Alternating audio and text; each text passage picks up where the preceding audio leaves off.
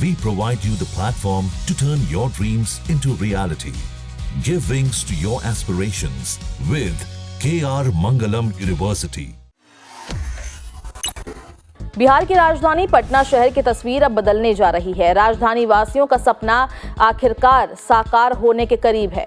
वर्षों से जिस मेट्रो सेवा की उम्मीद की जा रही थी, उसका शुभारंभ स्वतंत्रता दिवस यानी कि 15 अगस्त से होने वाला है। अब वो दिन दूर नहीं होगा जब पटना की सड़कों पर ट्रैफिक जाम से राहत मिलेगी और लोग तेज, सुरक्षित और सुविधाजनक यात्रा का आनंद ले सकेंगे। हाल ही में पटना मेट्रो के डिब्बे शहर में पहुंच चुके हैं और इन्हें असेंबल की प्रक्रिया भी जारी है। अगले चरण में इन ट्रेनों का ट्रायल होगा, फिर इसके बाद उद्घाटन की औपचारिकताएं पूरी की जाएंगी।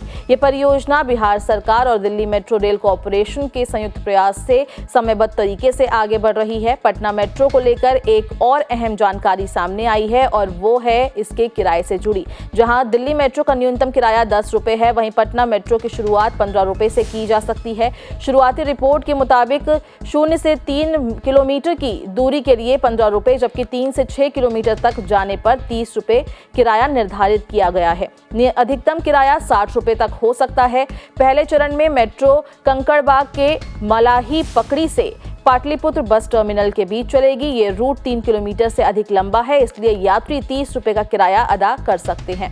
पटना मेट्रो स्टेशन को 2 प्रमुख कॉरिडोर में बांटा गया है। ईस्ट वेस्ट कॉरिडोर की कुल लंबाई 16.94 किलोमीटर होगी, जबकि नॉर्थ साउथ कॉरिडोर 14.45 किलोमीटर लंबा होगा। यानी कुल मिलाकर पटना मेट्रो करीब 34.39 किलोमीटर क्षेत्र को कवर करेगा। इन रूटों के बन जाने के बाद राजधानी पटना में यातायात व्यवस्था एक नए युग में प्रवेश करेगी। मेट्रो से स्कूल, कॉलेज, दफ्तर और बाजारों तक का सफर न केवल आसान होगा, बल्कि प्रदूषण और ईंधन की खपत में भी कमी आएगी। शुरुआत में मेट्रो में 3 डब्बे होंगे, जिसमें लगभग 150 लोग एक साथ सफर कर सकेंगे। भविष्य की जरूरतों को ध्यान में रखते हुए कोच की संख्या बढ़ाकर 8 तक की जा सकती है। यह व्यवस्था इस तरह से तैयार की जा रही है कि बढ़ती आबादी और यात्रियों की संख्या को आसानी से संभाला जा सके।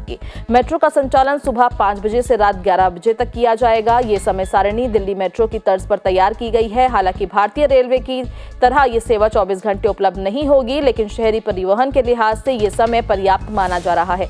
पटना मेट्रो केवल एक परिवहन साधन नहीं, बल्कि ये शहर के समग्र विकास की दिशा में एक बड़ा कदम है। इस परियोजना के चलते स्थानीय स्तर पर रोजगार के नए अवसर उत्पन्न हो रहे हैं। निर्माण कार्य से लेकर रखरखाव और संचालन तक हजारों लोगों को इससे लाभ मिलेगा। साथ ही मेट्रो की शुरुआत पटना को दिल्ली, मुंबई और कोलकाता जैसे बड़े मेट्रो शहर की कतार में लाकर खड़ा कर देगी।